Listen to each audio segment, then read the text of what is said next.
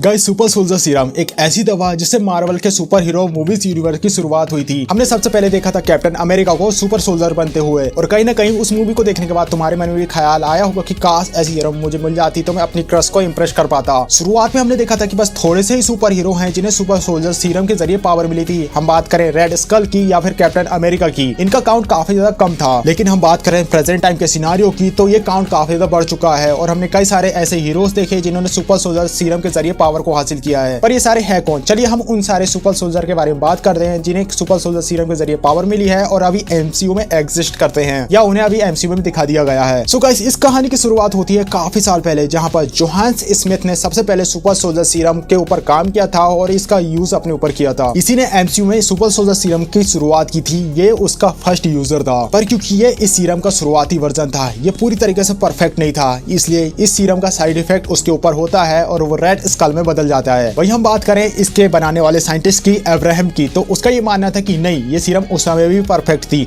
लेकिन ये serum person to person react करती है, यानी कि अगर कोई आदमी काफी ज्यादा बुरा है तो वो और भी ज्यादा बुरा बन जाएगा। वही कोई इंसान अगर काफी ज्यादा अच्छा है, जैसे कि हमारे कैप्टन अमेरिका, तो उसके ऊपर ये इसका पॉजिटिव इम्पैक्ट पड़ेगा। यही कारण था कि अब्राहम वैज्ञानिक जो कि हाइड्रा से बच के निकल जाता है, यानी कि पहले हाइड्रा में रहकर उन्होंने इस काम को किया था और वे हाइड्रा से बचकर निकल जाते हैं और हार्वर्ड स्टार्क के साथ मिलकर वे स्टीव रॉजर्स के ऊपर इसका यूज करते हैं। फिर हमें बताया जाता है कैसे स्टीव रॉजर जो बन जाते हैं कैप्टन अमेरिका, और वो सेकंड आदमी था जिसने सुपर सोल्जर सीरम का यूज करके अपनी पावर को एनहेंस किया था। स्टीव रॉजर्स ही वो आदमी था जिसकी तलाश अब्राहम को थी। स्टीव रॉजर्स वो आदमी था जो कि पावर की वैल्यू जानता था। पर हम ये बात जानते कि कैसे जब स्टीव रॉजर्स के ऊपर ये एक्सपेरिमेंट परफॉर्म किया जा रहा था, तभी एक स्पाई ने अब्राहम को मार दिया। फिर इसके बाद कहानी आगे बढ़ती है और हम देखते हैं आरवी जोएला को, जो कि अब्राहम की बची हुई रिसर्च का यूज करके अपना एक अलग वर्जन बनाता है। वे सारी डिटेल जो कि हाइड्रा में छुटी हुई थी उसका यूज करके आरविन जोएला ने अपना एक अलग सीरम बना लिया। इसके बाद स्टीव रॉजर्स का दोस्त बकी बार्न्स, जो कि जिसे हाइड्रा ने पकड़ लिया था, उसके ऊपर आयरन जोला की बनाई हुई सीरम का यूज किया जाता है। और इसके बाद हमें मिलता है विंटर सोल्जर। विंटर सोल्जर जिसे पावर तो मिल चुकी थी, लेकिन उन्हें पता था कि उन्हें वक्की का यूज करना है, तो उन्होंने उसके दिमाग में कुछ इस तरीके का कॉम्बिनेशन किया, इस तरीके से प्रोग्राम किया कि वो उनका ऑर्डर माने, वो उनका गुलाम बन जाए। हमें दिखाया जाता है कि कैसे हाइड्रा को जब भी उसकी जरूरत होती थी तो वे बकी बार्न्स का as a winter soldier use करते थे और बाद में वो उसे फ्रीज करके रख देते थे। अभी हमें यहाँ पर लग रहा था कि सुपर सोल्जर सीरम का बस इतना ही यूज हुआ है, लेकिन फिर हमें बाद में पता चलता है कि नहीं, एक और कैप्टन अमेरिका बनाने की कोशिश करी गई थी। हम बात कर रहे हैं आइजर ब्रैडली की, जो कि सेकंड कैप्टन अमेरिका बनते हैं। इस कैरेक्टर के बारे में हमें पता चला था फैल्कन एंड विंटर सोल्जर की सीरीज में, जहां पर हमें पता चला था कि अमेरिका ने एक और कैप्टन अमेरिका बनाया है। सबसे पहले हमें इसकी कहानी यहाँ पे पता चलती है। हमें बताया जाता है कि कैसे अब्राहम वैज्ञानिक के मारे जाने के बाद जो अमेरिकन वैज्ञानिक थे, उन्होंने सुपर सोल्जर सीरम को वापस से रिक्रिएट कर लिया है और उन्होंने इसके ऊपर इसके एक्सपेरिमेंट को परफॉर्म किया। आइजर ब्रैडली को इन्होंने कोरियन वॉर में यूज भी किया, लेकिन ये उस समय था जहां पर नस्ल भेदी सबसे ज्यादा पीक में था और एक ब्लैक मैन को सुपर सोल्जर के तौर पे कोई भी देखना नहीं चाहता था। यही कारण था कि इस कैरेक्टर का यूज करने के बाद गवर्नमेंट ने इसे छुपा दिया और किसी को भी इसके बारे में पता नहीं चलने दिया। उन्होंने इसे लिटरली अरेस्ट करके रखा था। पर जैसे कि हमें पता है कि अमेरिका और रशिया के बीच कोल्ड वॉर चलता है, यानी कि दोनों एक दूसरे को चेज करते हैं टेक्नोलॉजी के मामले में भी। अब क्योंकि अमेरिका के पास अपना एक सुपर सोल्जर सीरम था, तो रशिया कैसे पीछे हटता? रशिया ने भी अपना इसका एक अलग वर्जन बनाया, जहां पर हमें मिलता है रेड गार्डियन, यानी कि एलेथिस सोस्तोकोव, जिसके ऊपर रशिया ने एक्सपेरिमेंट करके उसे सुपर सोल्जर बनाया था। अमेरिका के कैप्टन अमेरिका को देखकर रशिया ने सोस्तोकोव यानी कि रेड गार्डियन को तो बना लिया, लेकिन उन्होंने इसका ज्यादा कुछ यूज नहीं किया। रीजन ये था कि रशिया की कोल्ड वॉर में हार हुई थी और एलेथिस सोस्तोकोव, जिसके पास ज्यादा कुछ काम नहीं बस था, और वो एक फिल्म लैंसर की तरह काम करना शुरू कर देता है। पर हमें पता चलता है कि कैसे जो रेड गार्डियन है उसका जो सुपर सोल्जर सीरम था वो उतना ज्यादा स्ट्रॉन्ग नहीं था जितना कैप्टन अमेरिका या फिर बकी बार्न्स का था। ये केवल इसलिए बनाया गया था कि हाँ, रशिया भी दिखा सके कि उनके पास भी एक सुपर सोल्जर है। फिर इसके बाद कहानी आगे बढ़ती है और गाइस, इसके बाद हम देखते हैं हमारे एक ऐसे सुपर हीरो को जो कि मुझे काफी ज्यादा पसंद है। मार्वल ने अभी तक इसे कॉमिक के एक्यूरेट अभी नहीं दिखाया, वरना मजा ही आ जाता अगर वो उसे जिस तरीके से इसने कॉमिक में परफॉर्म किया है, अगर वो इस तरीके से दिखा देते तो मजा ही आ जाता।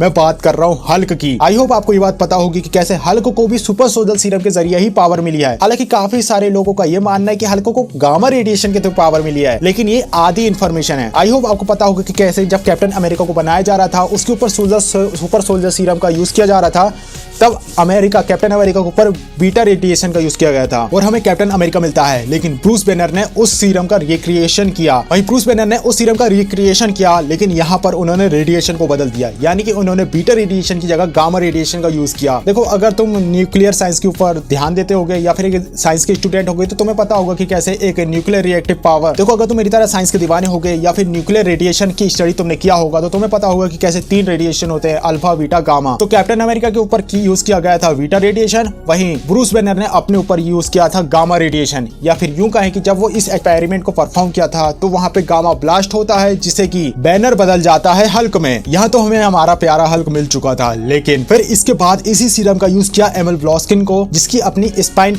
टूट चुकी थी और वो काफी ज्यादा वीक हो चुका था। उसे लग रहा था कि सुपर सोल्जर सीरम का यूज करके वो अपने आप को पावरफुल बना पाएगा। उसने अपने स्पाइन के बोन मैरो में इस सीरम का यूज किया और वो एबोमिनेशन में बदल गया। अब क्योंकि बैनर ने अपने सीरम का यूज किया था अपने ब्लड में, वहीं इसने इस सीरम का यूज किया था सीधे स्पाइन में, जो कि हमारे नर्वस सिस्टम का मेन पार्ट है, इसलिए ये काफी ज्यादा ताकतवर हो जाता है हल्क से ज्यादा, जिसका इस पे काफी ज्यादा साइड इफेक्ट होता है। यही नहीं, इसने अपनी अगली मूवी में अपने आप को हल्क के ब्लड से भी इंजेक्ट कर लिया, जिसके बाद ये अपने कंट्रोल में आ जाता है। यहाँ तक कि ये इसका अपने आप में कंट्रोल बैनर से भी ज्यादा है। इसे हमने सी हल्क की सीरीज में देखा था, जहाँ पर वो इसका केस लड़ती है। और जैसे कि हम बात कर रहे हैं शी हल्क की, तो हाँ, हल्क के ब्लड से सी हल्क को भी पावर मिलती है। आई होप आपको पता होगा कैसे सी हल्क की सीरीज एकदम बेकार थी और खासकर वो टॉक वाला सीन एकदम घटिया था, लेकिन क्या करे, मार्वल की है तो हमें देखना ही पड़ता है। जैसे कि हमने सीरीज में देखा कि कैसे बैनर और उसकी बहन जो कि कार में जा रहे थे, जहाँ पर इनका एक्सीडेंट होता है और उसकी बहन के अंदर बैनर का खून चला जाता है, जिससे कि वह शी हल्क में बदल जाती है। फिर मार्वल में आगे कहानी बढ़ती है, जहाँ पर हमें दिखाया जाता है कि हल्क के स्नैप करने के बाद जो लोग गायब हुए थे वो लोग वापस आ चुके थे, लेकिन उनकी सारी प्रॉपर्टीज पर दूसरे लोगों ने कब्जा कर लिया था और पूरे वर्ल्ड में हंगर प्रॉब्लम आ चुकी थी, जिस पर एक अलग सा ग्रुप खड़ा होता है जो कि उन लोगों के सपोर्ट में खड़ा होता है। लेकिन उस ग्रुप को पावर की जरूरत थी, जो कि फिर से सुपर सोल्जर सीरम के जरिए उन्हें मिलती है। पर सवाल ये उठता है कि आखिर जो रेबेलियस ग्रुप था, जहाँ पर हम देखते हैं उस ग्रुप के लीडर कैली मॉर्गन को, जिसे कि सुपर सोल्जर सीरम मिल जाती है। पर सवाल ये उठता है कि आखिर ये सुपर सोल्जर सीरम इसके पास पहुंची कैसे। इस सीरम को बनाया था हाइड्रा के एक वैज्ञानिक डॉक्टर विल्फ्रेड नोबल ने। हाइड्रा के इस वैज्ञानिक ने जो सीरम बनाया था, ये अब्राहम और हॉवर्ड स्टार्क इनकी सीरम का कंबाइंड वर्जन था। और इस सीरम का यूज करके कैली मॉर्गन तो सुपर सोल्जर बन चुकी थी, यहाँ तक कि उसके पूरे पंचरों की टीम, यानी कि समझ सकते हो कि यहाँ पर कितने सारे सुपर सोल्जर आ गए सामने। इस सीरम के जरिए पूरी टीम अपनी पावर को इनहेंस करती है। और हमने सीरीज में देखा था कि कैसे इन्होंने बक्की की पिटाई कर दी थी। यही नहीं, इसी सीरीज में हमें जॉन वॉकर भी देखने को मिला, जिसे गवर्नमेंट ने एज अ कैप्टन अमेरिका लोगों के सामने प्रेजेंट किया था। पर क्योंकि सुपर सोल्जर सीरम जो कि अपने अंदर के एग्रेशन को बढ़ा देती है, यानी कि अगर अच्छा है तो आदमी अच्छा बन जाता है और बुरा है तो बुरा, जिस पर हमें जॉन वॉकर का एग्रेशन देखने को मिला और वह एक आदमी को मार देता है। यहाँ पे जॉन वॉकर की इमेज काफी ज्यादा डाउन हो जाती है और उसे as a field Captain America के जैसे देखा जाता है। उसे कैप्टन अमेरिका का टाइटल ले लिया जाता है। यहाँ तक हमने इतने सारे सुपर सोल्जर को देख लिया और फ्यूचर में हमें रेड हल्क भी नजर आने वाला है, जिसे भी इसी तरीके के सुपर सोल्जर सीरम के जरिए पावर मिलेगी, या फिर हम बात करें सुपर सोल्जर के ब्लड के जरिए पावर मिलेगी। पर देखना ये है कि आखिर ये रेड हल्क में कैसे बदलता है। जैसे कैप्टन अमेरिका में बीटा रेडिएशन का यूज किया गया, हल्क गामा से बना, वहीं रेड हल्क को जिस तरीके की पावर मिलने वाली है ये काफी ज्यादा अलग होगी, जिसके कारण वो रेड हल्क में बदला है। पर इसका अब ओरिजिन किस तरीके से दिखाया जाता है ये काफी ज्यादा इंटरेस्टिंग होगा। यही नहीं, एक और कैरेक्टर जो कि हमें फ्यूचर में देखने को मिलने वाला है और ये मेरे काफी सारे फेवरेट कैरेक्टर में से एक है, जो कि है सेंट्री, जिसके ओरिजिन में भी एक वीडियो में बनाने वाला हूँ। अगर मैंने अपलोड कर दिया होगा तो तुम्हें यहाँ पे आई बटन में उसका लिंक शो होगा, जिस पर क्लिक करके तुम उसे देख सकते हो। तो हाँ, सेंट्री को भी सुपर सोल्जर सीरम के जरिए एक पावर मिलने वाली है। ये जो सीरम है इसका नाम गोल्डन सेंट्री सीरम रखा जाएगा और ये सीरम सबसे ज्यादा पावरफुल वर्जन है। कहा जाता है कि इसमें मिलियंस ऑफ एक्सप्लोडिंग सन की पावर है, जो कि सेंट्री को मिल जाएगी, जहां पर सेंट्री काफी ज्यादा पावरफुल सुपर सोल्जर बन जाएगा, जो कि सेंट्री हमें फ्यूचर में देखने को मिलने वाला है, जिसके ओरिजिन में मैंने वीडियो बना दिया, तुम उसे जरूर देखना। यही नहीं, हम बात करें व्हाट इफ की, तो हमने पिगी कार्टर के व्यू पर इसका यूज करते हुए देखा। हमने अल्टरनेट यूनिवर्स में देखा था, जहाँ पे वांडा ने पिगी को मार दिया था, जहाँ पे स्टीव रॉजर की जगह पिगी कार्टर को सुपर सोल्जर सीरम दी गई थी। यही नहीं, बकी के साथ ही जो कि विंटर सोल्जर प्रोग्राम में उन्हें भी ये सुपर सोल्जर सीरम दिया गया था, जिसे कि जीमो के हाथों मार दिया गया था सिविल वॉर में। हम बात करें कॉमिक की, तो कॉमिक में कई सारे ऐसे कैरेक्टर हैं जिन्हें फ्यूचर में मार्वल इंट्रोड्यूस कर सकता है सुपर सोल्जर की तरह। सो ऐसी थी एक छोटी सी वीडियो जहां पर हमने बात करी कि मार्वल में ऐसे कौन कौन से कैरेक्टर है जिन्हें हमने एज अ सुपर सोल्जर देख लिया है, जिन्हें सुपर सोल्जर सीरम के जरिए पावर मिली है, जिन्होंने